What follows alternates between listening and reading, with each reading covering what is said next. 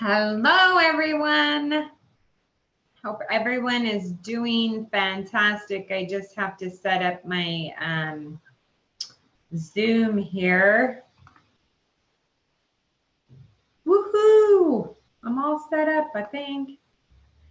So, hi. Happy Wednesday. I am Kim Hansen. I am an executive leadership with oh, wait a minute. I'm having some feedback here. I am an executive leadership. Oh, no, that's not good. Oh, wait a minute. I'm having some feedback. So I hope I'm still live on Facebook. Let me see here. Oh, that's not good. Okay, well, let me go about this another way. I'm having some technical difficulty. Sorry, guys. All right, I am Kim. I am an executive leadership with the nakedleader.org. And the Naked Vision is to inspire authentic leaders, transform lives, and connect people to their foundation, creating a life without limits. Like, imagine that, a life without limits. And you get to be authentic as well. So I would love it if you guys would make your comments and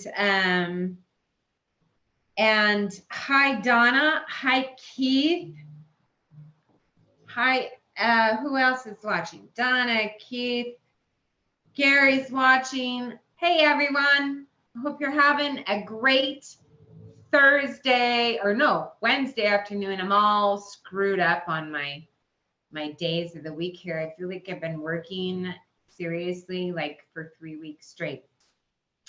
So anyway, today we are going to be talking about teamwork. And teamwork is a part of my newest masterclass. It's a 4-part series. It's called the Intelligent Leader.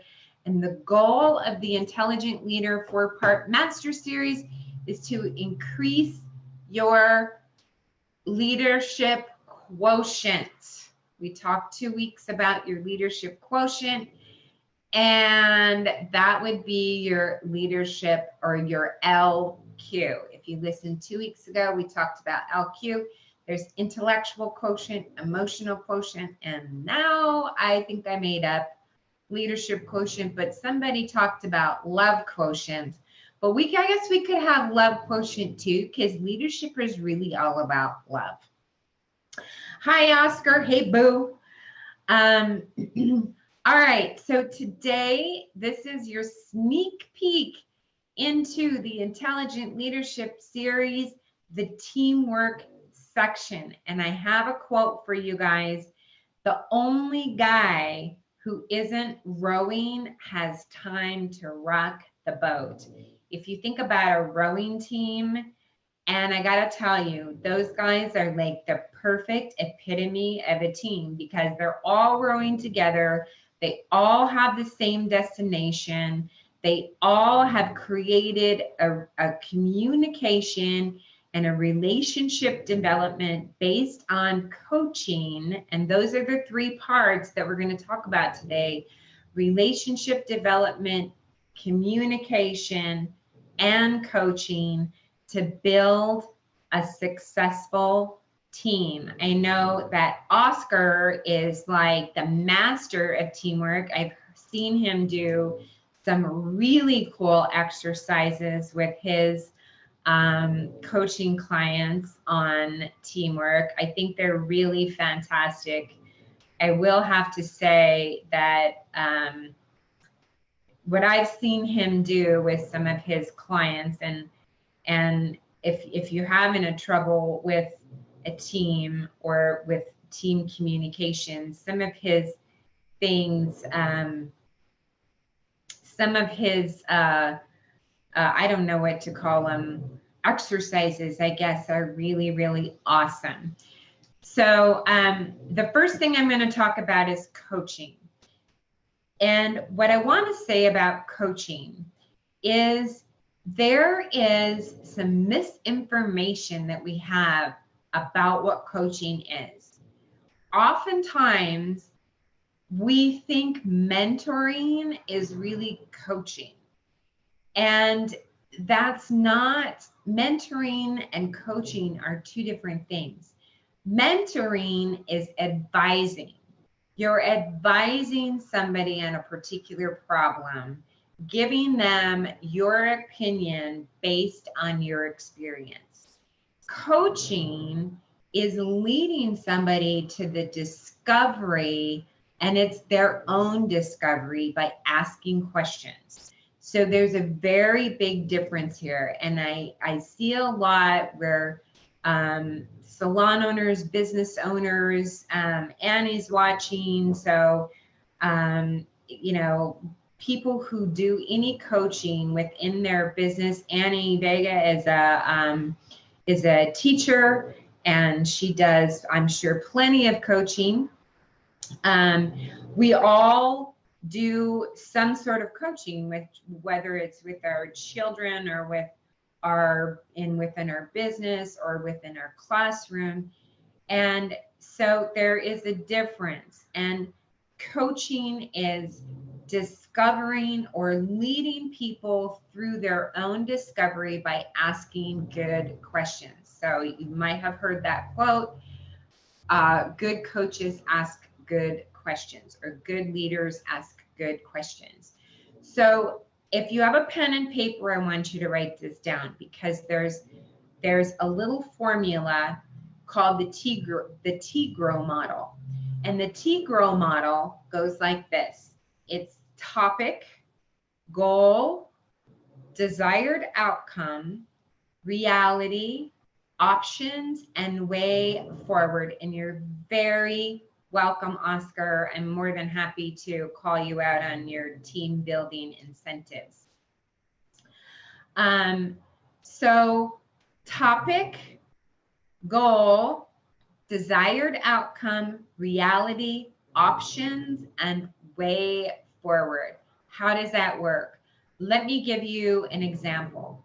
Let's say the topic that you want to discuss is growth, financial growth, numbers growth. It's something that in our industry and in many industries, pretty much in anything, we're always trying to get growth from people, right? So we're going to talk about, use this example as financial growth for a staff member. And you're going to create a goal around the coaching session. What is it that you want to achieve? First, what is the topic you want to discuss? And what is the goal that you want to achieve in that coaching session? And then you want to ask yourself the desired outcome of the other person. So let's say you're sitting down with somebody and you're discussing their financial growth within the business, and you're discussing their numbers. And so you ask them, what exactly is your desired outcome? And they might say, my desired outcome is to make $5,000 a month. And you think to yourself, wow, that's really cool. I want you to make $5,000 a month too. So you're acknowledging the fact that you want what they want. And then the reality, which is, remember, topic, goal, desired outcome, then reality. So maybe the reality is that person is only making $2,000 a month. And so you obviously have data there. to show them, well, here is where we're at currently. And I know you want to get to $5,000 a month. So the reality is that in the next 90-day plan that we're going to set out for you, do you think it's realistic for you to make an extra $3,000 in your paycheck for over the next by 90 days? The answer is probably going to be no. But you ask them that question. Do you think it's realistic? Because maybe they do. Maybe they have some ground plan that you don't know about. And if they can make $5,000 extra in their paycheck, what does that mean? More success for you. So if they think they can do it, go for it. But you do discuss the reality. Then you discuss the options. How do they get there? What are the options available to them? What are the tools that you can provide to them to get them from making $2,000 a month to $5,000 a month, or whatever their realistic goal? And then once you discuss the options, but you ask them, so what are your options that are available to you to get you from $2,000 to $5,000 a month in your earnings, in your paycheck? They might come up with an option, well, I could probably pre-book better, and I could probably utilize the referral program we have to get more referrals. And I can probably increase my service ticket by increasing add-ons. So they've said that to you. They've committed to you. They've come up with those tools that you are providing them as an option to then the way forward, which the way forward is the plan of action. In writing, what is the way forward from $2,000 a month to $5,000 a month, or whatever their realistic goal is for the next 90-day plan. I'm just using this as an example because it's something that I coach people on all the time, on how to get their team to develop accountability for their goals. And then obviously the way forward might be tracking it daily, tracking it weekly, tracking it monthly, making sure that the 3 drivers of pre-booking, of add-on services, and of referrals, getting the referral cards out there, and how many the referral cards they're going to do, exactly a plan of action that is written out, and a signed contract between you and them, and a continuous daily monitoring and weekly or monthly coaching on that process. So the second part is, in a team, there are a few things that are really, really, really important in a team. One is trust, one is communication, one is flexibility, and the other one is tolerance. So we're going to talk a little bit more about communication, because these 4 things, communication, trust, flexibility, and tolerance, are the 4 building blocks to a team's success. And in communication is probably one of the most difficult things for people to really deal with in any kind of circumstance, because everybody comes in with different ways of communicating. So someone might be a super aggressive communicator, and they're just like boom, boom, boom, like this is what I think, and this is what you should do. And they're definitely giving you very direct then they're not mincing words. Maybe they even sound a little rude, but they're very aggressive in their form of communications. Sometimes people are very passive in their form of communication, meaning they don't really communicate very well at all. And if you keep watching people's actions as a leader or keying into people's actions is actually an important form of communication for you to understand. But as a leader, you also need to demonstrate proper communication techniques. And that means consistently and assertively, not passive aggressively, but consistently and assertively communicate the same message over and over and over and over again. Tom Kuhn taught me a great thing: 4 times 4 ways. If you don't get through 8 times 8 ways, you don't get through then 16 times 16 ways. And you communicate, and sometimes I think we feel like we're over communicating, like a mission statement.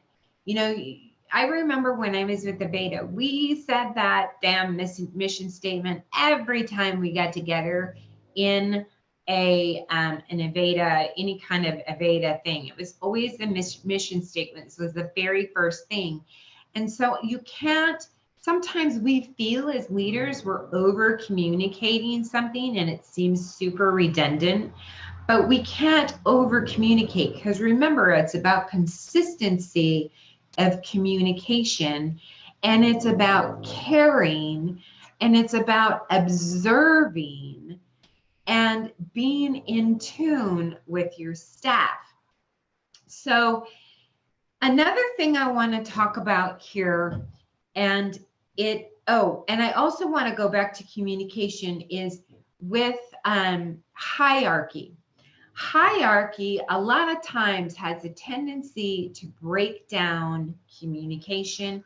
It has a tendency to break down trust, and it has a tendency to break down tolerance and flexibility, which are the 4 teams building blocks.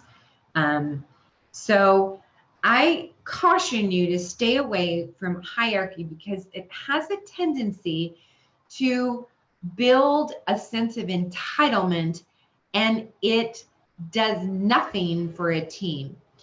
And I always go back to a baseball team, because I spent so many years watching my son play baseball team. So on a baseball team, you have a catcher, a pitcher, a first baseman, second baseman, shortstop, third base, and then your outfield. Nobody's title is above one another. It's specific to their coach has specifically put them in a position based on their strengths, to play to their strengths. So the title isn't about hierarchy. It is about a title built around their strengths. And we've gotten into this CEO, Chief Executive Officer. We've gotten into director, like, oh, I want to be director. I want to be, team lead. We've gotten into all these fancy hierarchy names. Honestly, it's great to give somebody a title, but if it's important for you to build a team, you need titles that do not create the hierarchy of one person being better or higher than the other, because nobody's really better than another on a team. It's simply that one person's strengths are different than another person's strengths. And it's important in the third thing I want to talk about is relationship development. It's important in relationship development that you have your team think and specifically identify the strengths and weaknesses of each person on the team and allow them to decide and build equal tasks around each individual's strengths that plays to their strengths. Super, super important to you not always being the micromanager. Allow your team to really identify what that person's strengths are and what that person's weaknesses are.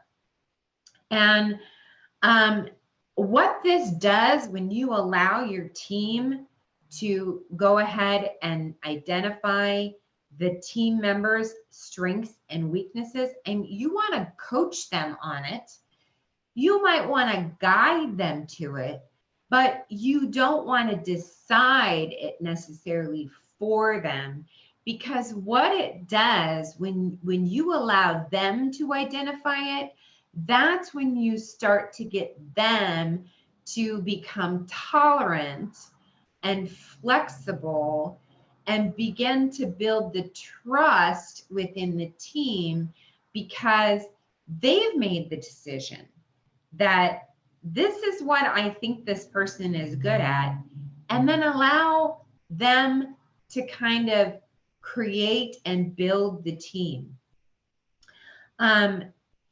Give a very good task to give a team is to give them a problem to solve.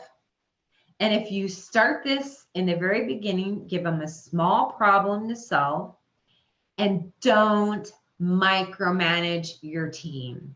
Allow them to put the people in different positions, building to theirs, playing to their strengths, to and develop effective strategies, a topic, a goal, a desired outcome, the reality of it, the options, and the way forward. You coach them on how to problem solve, but you allow them to come up with ways to solve the problem, and then you allow them to implement it, and you just gently guide them and gently coach them.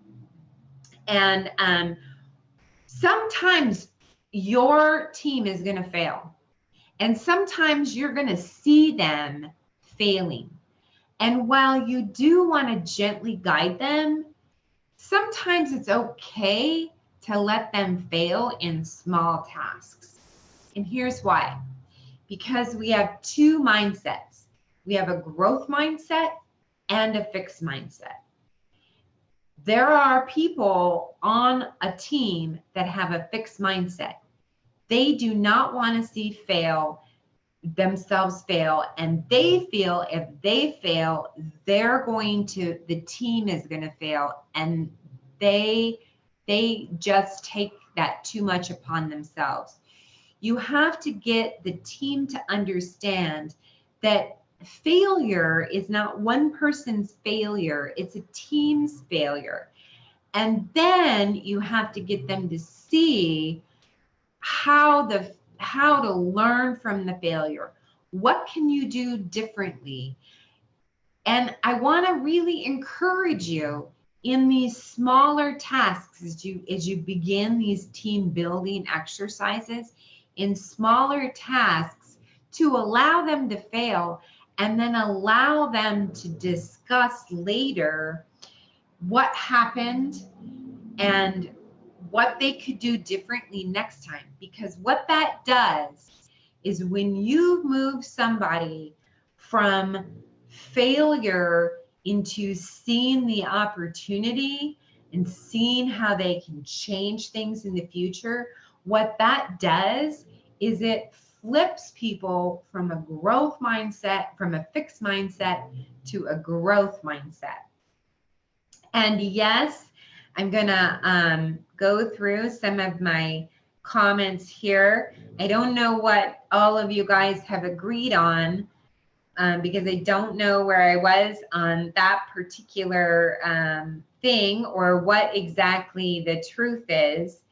But I can go back and answer. But yes, micromanaging, Keith, is so annoying, especially if you are completely capable of doing a job. If you feel, and micromanaging, and if you're going to coach somebody, here's a word to all people. Don't coach somebody in front of other people. Don't call somebody out in front of somebody else.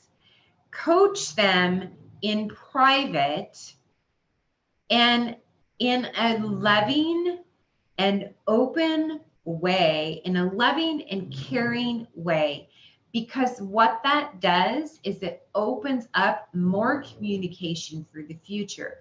And if you can move a team from a fixed mindset and have them identify each other's strengths and weaknesses, oh my gosh, that builds the most amazing trust, flexibility, tolerance within a team where there is no hierarchy and no sense of entitlement. Okay, so that is actually week 2 of the 4-part leadership series, my newest master series, the Intelligent Leader. It begins on, I think it's the 29th of September. It's 4 parts, 4 weeks, Mondays from 4 until 5:30. So it's 90 minutes. It's via Zoom. It's all interactive. It's not a webinar. I basically present a topic and then we all discuss it. So, and yes, grace, praise in public. Never, ever, ever like put somebody down in public. Always praise them in public in front of other people. Celebration is huge in a team. Celebrate every little tiny win, no matter how big or small. Celebrate the person, but more importantly, celebrate the team's success.